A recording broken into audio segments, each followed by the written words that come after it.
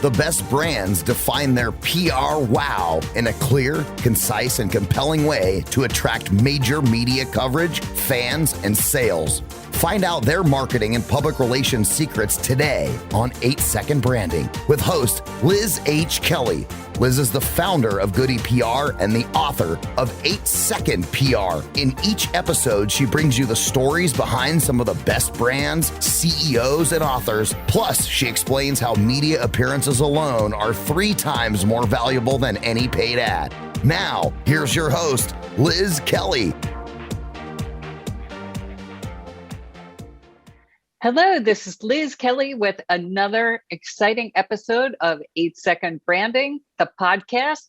And we have a great guest today to talk about a really hot topic, SEO marketing and digital marketing, because they kind of go together. We're going to talk also about websites, but we get these questions all the time from our clients.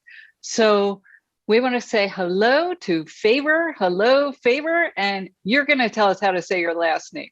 No problem. Thank you so much, first of all, for having me here. I really appreciate your time. And it's an honor to be here, connecting with the amazing audience. My name is Favor Obasi-ike, and my artist pseudonym is called Flav Beats. So Flav Beats is what most people, or Flav for short.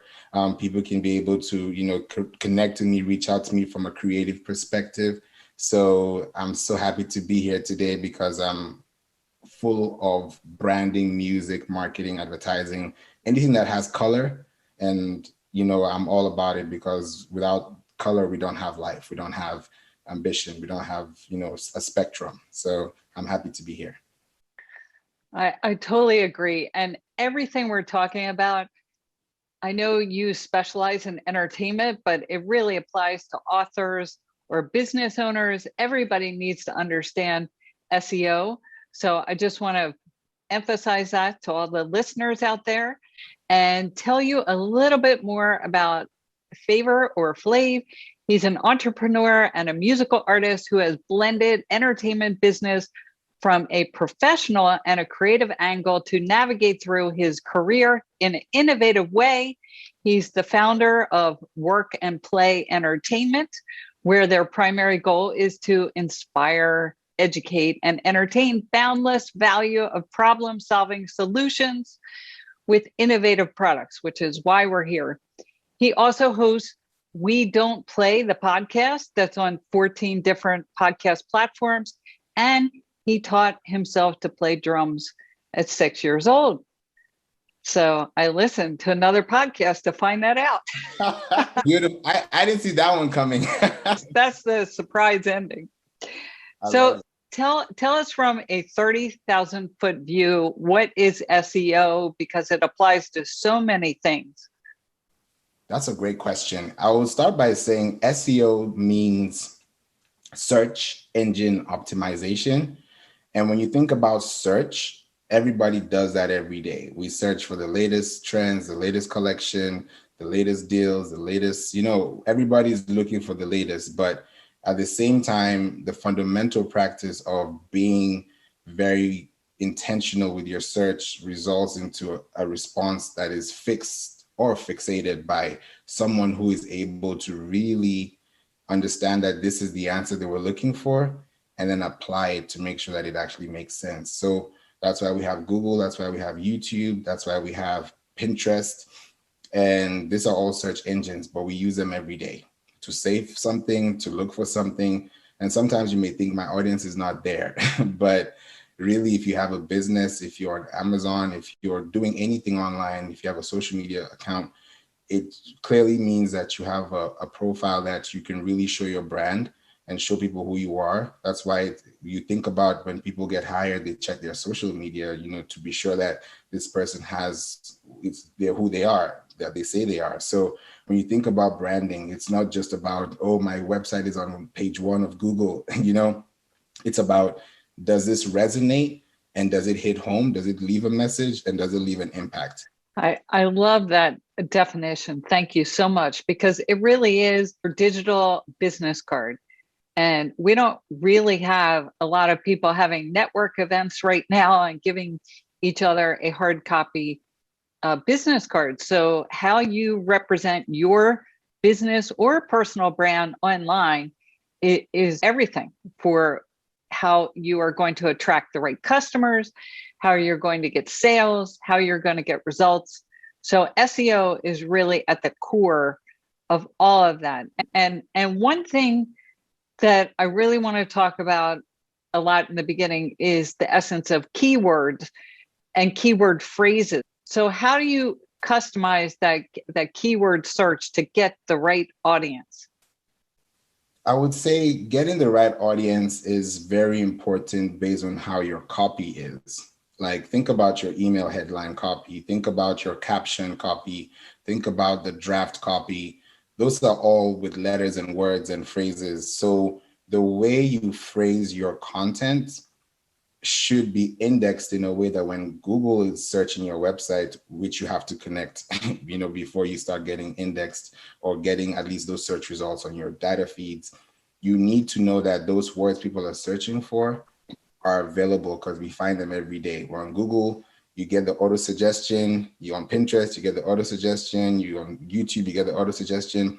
Sometimes people don't even know what to search for and they just type in anything and they get a whole bunch of results.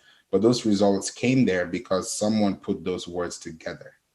And that's where the natural process of language and learning becomes essential for us, which is search engine optimization. So to optimize means to adjust, to create. That's why you have a website, you have to keep adjusting and maintaining it, just like your car, just like your house. So I treat SEO and websites like land, because you can build whatever you want there and it's your domain because you own that IP. So you have to be very particular about what you're feeding and who you're feeding, so that you really stand out and have a brand that speaks for you. So I think when you think about keyword research, it's literally right there. But there are technical ways to get through it, but that's a very fundamental practice.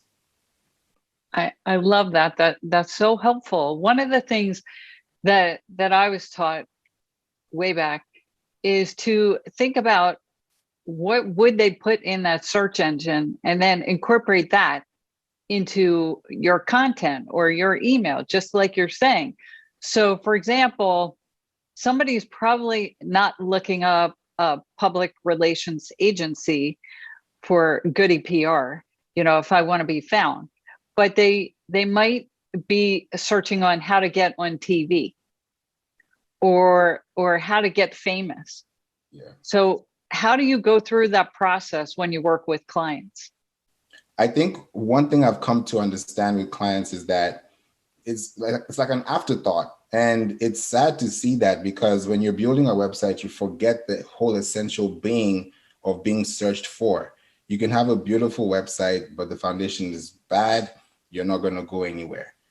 So when you think about creating that value over time, you attract the right audiences. And then that also inspires the right people to find you. So what we do is a checklist is involved, because that way we're able to say, have you connected to Google Analytics? Have you connected to Google Search Console? These are free from Google. This is literally information for everybody to use, but some people don't use those things, because when you see those analytics, you see, oh, people don't like tapping on the green button, they like tapping on the red button. So let me change the color. Little things like those change conversion value and people don't even realize it. So we try to make sure that their brand is taken care of, which is their logo, their presentation, what's their brand promise, because we don't want to promise you something that we can deliver. That's a great point, to have a checklist, because there are so many points to this. So setting up Google Analytics would definitely be a number one for your website. And then when you're coming up with the keywords, are there keyword tools that you use? And what's the process for that? So there are so many tools out there and the list is endless, but I have a few favorites, because you can't have everything. You can't have all the candy. So when I think about creating keywords, content, desired search, guided search to be exact, I think about using tools that help me. And one of the ones that have really helped and scale businesses, and people talk about it, but they just don't know how to use it, is Uber Suggest. I even love how Neil Patel, who's a founder, and I just love his work because he's someone I literally I studied, like I literally took notes. Like if you look at my notes, I'm just writing notes and I'm searching. I'm 4 a.m. I'm still on like a video that's 30 minutes long. You're wondering, go to sleep, but I'm like, I need to understand this thing because if I don't sleep, then I'll wake up and face the same problem. So let me fix it now and be determined so that tomorrow I can solve this problem for someone who has been cracking their brain about it. So that's how I'm able to use like Uber Suggest, and we take your website from 0 rankings to however you want to rank. We look at your competitors, because when people search for things, you end up as a result. Just like YouTube, you see suggested feeds. How do you end up on the suggested feed? So there are things to those processes, and people skip them thinking that they'll just get there by posting content consistently. So that's where we really have to sit back, go back to the drawing board, and see how many things do we want to do. And eventually the process is endless. So Uber Suggest is my number one. That's so helpful, because so many people, they say, oh, there's so many, but they really are looking for answers here. And so Uber Suggest is a good one. I am definitely going to check that out. And Neil Patel is such a great resource too. And he writes a lot of great stories that I've tweeted. So can you give an example when you set up a website, what are the elements that need to be included in the SEO strategy? I would say the H1 tag, and let me explain that. It's a header tag, just like the caption of your email. That's your H1. That's what people see. So when you break it down, it's what's the first thing people see to click on. Is there a call to action? Is there a keyword? People literally try to put keywords at least between the beginning and the end, because when you're indexing something, you're reading, you're crawling a website. So your H1 tag needs to have keywords in there. If you have a domain, that means the domain has to also have a keyword. If it's, for example, just very random, transportationlondon.com, very generic word, very basic, very open, but at the same time, it has a purpose. So when you hear the word transportation, you know that there's a service that they provide. So hypothetically speaking, you have to be very structural with how you place your information. And then that way you're going to start producing content. And then if you put that in the H1 tag, in the H2 tag, in the description, and you're using the same keywords over time, then eventually you can be able to start ranking. And it's not an overnight success. That's what people think. It's going to be, oh, I'm going to place this here today, wake up tomorrow, and I'm going to be ranking on Google. It doesn't work like that. You have to take time. You have to practice. And I would say a good practice is 3 months, because that's a good quarter for you to really analyze and see if you were able to meet your objectives for the business. So that's how we're able to really justify and see if it's working or not. That's a really helpful tip, to wait 3 months and evaluate how it's going. I love that idea. Let's talk a little bit more about these tags, because I think some listeners, you may have gone over their head.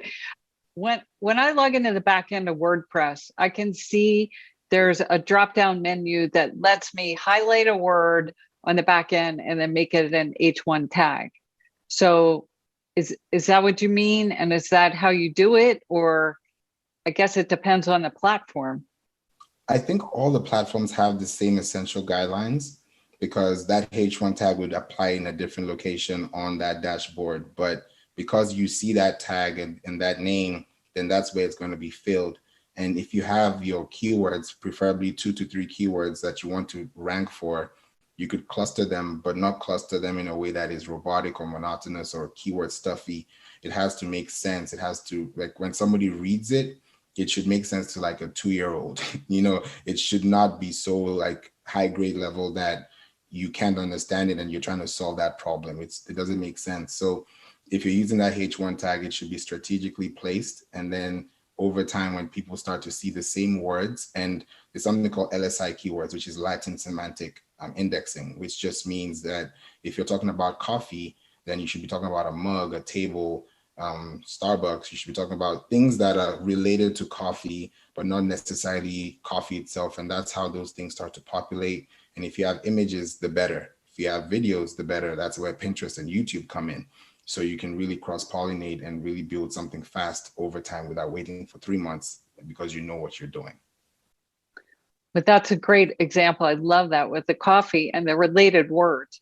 Also, when I go into WordPress, because that's what we've used primarily, and there's an SEO plugin that my web designer or developer put in there, and it gives you a score, and it's got all this red stuff, and then it's got green lights, and it tells you like specifically what you're doing right and what you're doing wrong. And some of the things in there also, if you have words tied to the images. So can you talk about that? Yes. So the words to the images need to make sense, because if you do have captions that show and explain what the caption is, it's called an alt text. And you can also see that on your Instagram. If you scroll down right before you publish your post, and on Pinterest, they'll say, even LinkedIn too, it asks, and Twitter as well, pretty much everywhere. You will see a place that says alt text, and that alt text is it's like a metadata tag that allows the screen to read as an accessibility format for people to understand, okay, this is a coffee mug on a white table with granite floors. Literally as basic as that, but that really helps the image translates to what you're actually trying to talk about. And then that's when your brand becomes part of that conversation. So it really takes time to build that, but you need to be intentional so that those words and the images make sense and they can correlate together. That's great. The other thing that I've been told is that you should name the image file in some of the keywords.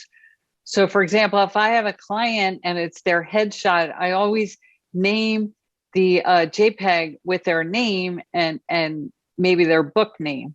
Is that something important also?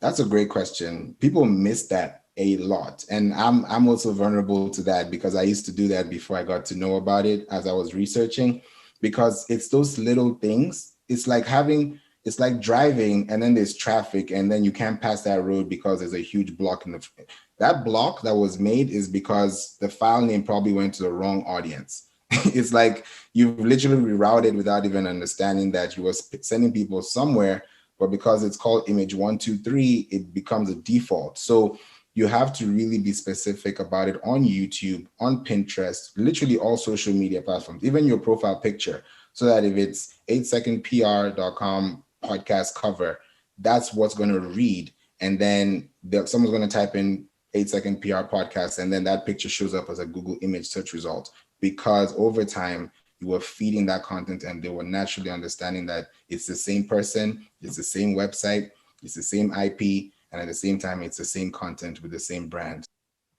Excellent. You just brought up a point I want to emphasize, and that is by doing all this, what you're doing is you're creating an image library for your brand or your digital business card. And so when you go to Google, they have all these tabs, and one of the tabs on the top of the page is images. So if you click on that, a lot of people click on it because we're in such a visual world now, and people want to see pictures. So if they click on that, then they'll start seeing images of whatever is tagged with the name. Exactly. It's that direct. Yeah, exactly. So we've talked about SEO, we've talked about websites, and we have about 10 minutes left. So let's talk a little bit about how all this translates over to digital media, because I know you do a lot of that. So when you look at your SEO for your clients, or what's like the best advice or that you would recommend? There's so much out there. We could talk about this for a week. That's a great question. And honestly speaking, you have to start now, because if you have a business and you have a storefront and you have somewhere, Google My Business is there, and pictures literally rule the day. You said it perfectly, how you can build an image library. So if you have a business and you're building an image library within your Google business account, you're growing. People are going to find you. They're going to call and say, hey, this bakery store looks really nice. I just saw you on Google. Your address is there. You can be able, so if you're being intentional about yourself and you're starting now and you're saying, I don't have this, I don't have that. Well, you have the internet, you have Google, you have images, you have a place that you have a phone, you have no excuse. So you have a way to really put yourself out there and start now. By starting now, use the processes. Go to Uber Suggest, pick a platform, start somewhere. You don't have to be on all of them. Start somewhere, see what's resonating, see how you can be able to build your audience. And then before you know it, over time is going to help. And just because I'm on this podcast and I'm just so happy to be here, I'll definitely give your audience one website they can definitely check as a bonus, which would be sparktoro.com, and use it to your advantage because it really helps you understand your audience, the hashtags, what people put on their profiles, the podcasts, the YouTubes, and see what's ranking so that over time you can really relate with your audience. Focus on focus groups, see what they're talking about. The information is there. If you're not present in the conversation, if you're not leaving comments on LinkedIn, if you're not leaving valuable comments on Instagram, then you're really a ghosted brand. Nobody's seeing you, but you're there. But you have to be part of them because it's a human to human relationship. And that's what we love to see. If I can care and have that empathy, then people psychologically will know that you think about them. And that's where the human relationship builds up, and people forget about that part. So when you start now, start with an intention and set that intention forward. That is so helpful and so much there. One of the things that I find that people skip or don't understand is also the YouTube importance of the description, the subject line, and the tags. So many people skip those tags. So can you talk a little bit about that with YouTube? That's a great point. Imagine if you have a website, and this is highly suggestible, like you should do this as an actionable plan. If you have a website and you're producing content on a weekly basis, your website should have a domain name that is already keyword searched, which means you've connected it to analytics, search console, like you're following the steps as a checklist and you're making sure that everything is done. And then when you get there to YouTube, you should understand that by that time, you already know your keywords, you already know what's in the description, you already know what the video is about. And then it would be good to have graphics instead of telling them, follow me to subscribe. Sometimes you can do that visually because people don't want to be interrupted by what they see. Maybe have a sound effect to just do a pattern disrupt and then just have a bell to subscribe. You want to make sure it's very natural. So think about your tags, and those tags that you have will make sense because when you have those keywords, those are the same words that will end up in your tag.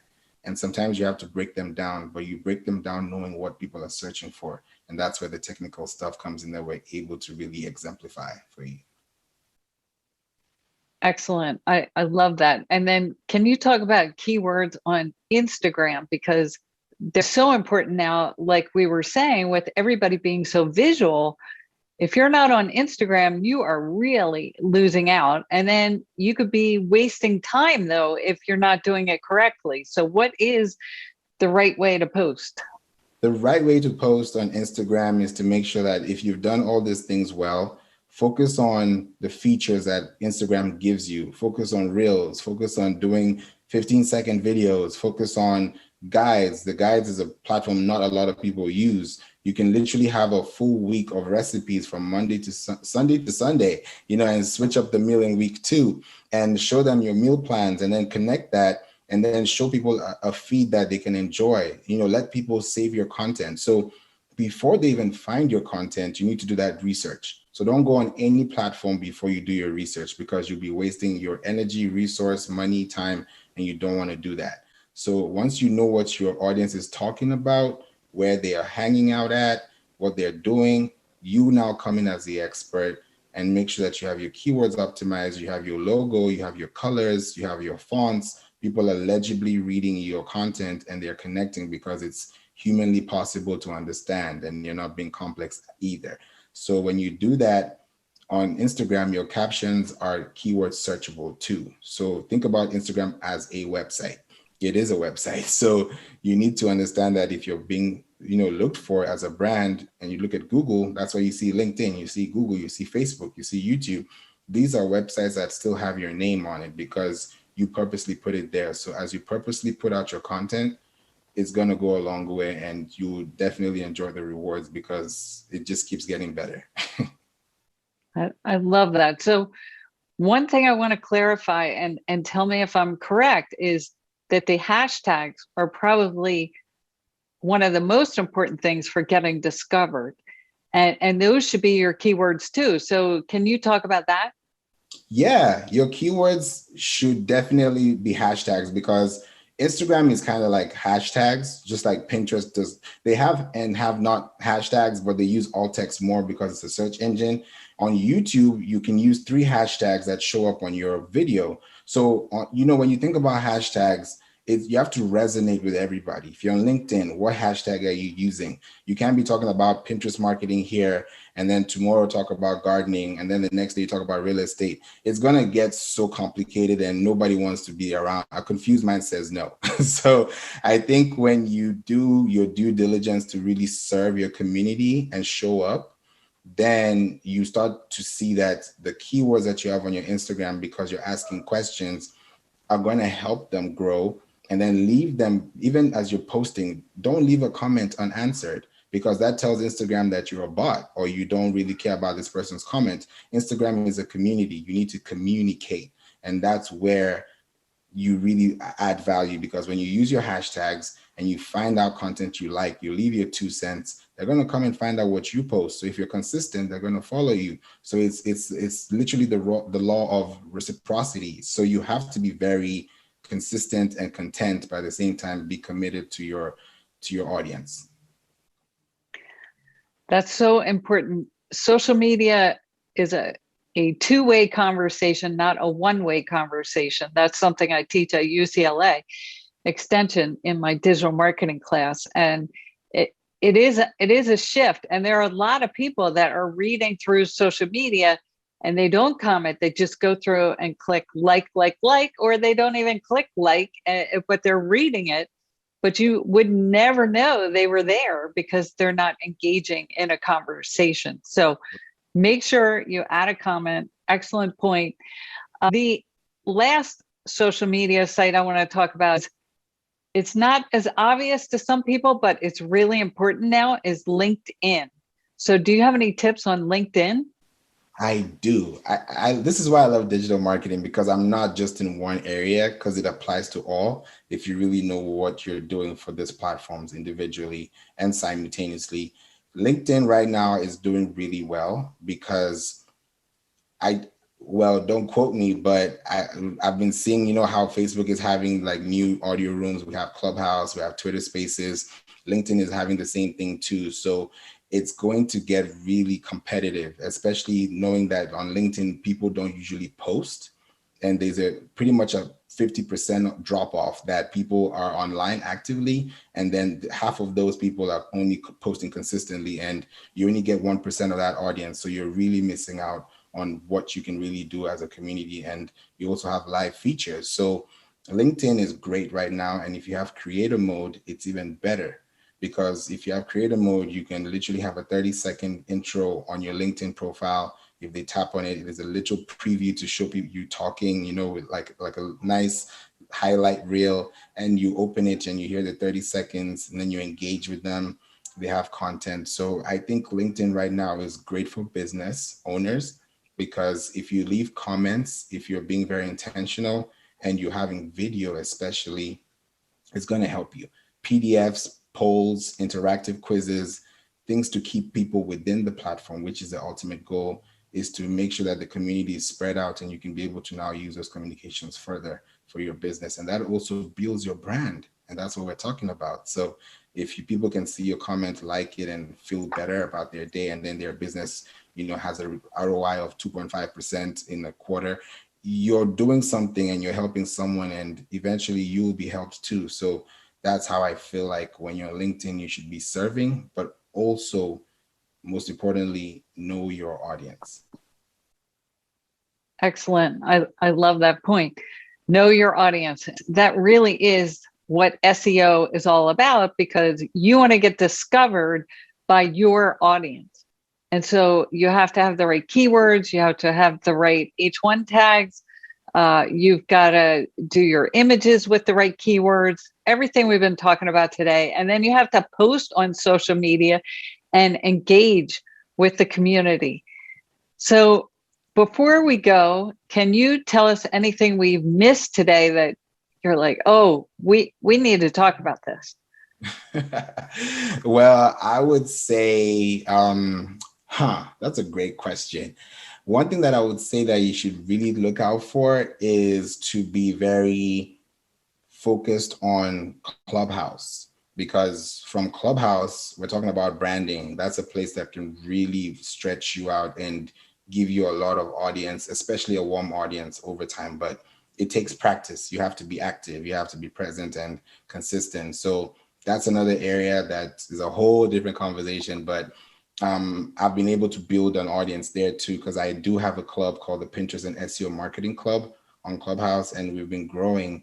And now I'm constantly giving back and showing the community that I'm around, and I'm in different rooms, and we're able to, it's like a global village, It's really nice to see the same people from all over the world and respect them for what they do and still help and collaborate, which is why we're here. So it's not about competition, it's about that comparative advantage. So that's what I'm able to teach people on Pinterest marketing. We have a course for that, and it's been helpful to a lot of people. So if you just search Work and Play Entertainment on Google or Flav Beats, you will see the content there. And I'm just happy to give back and see how we can be able to, make this world a better place for people to enjoy, and our kids as well to have a better experience.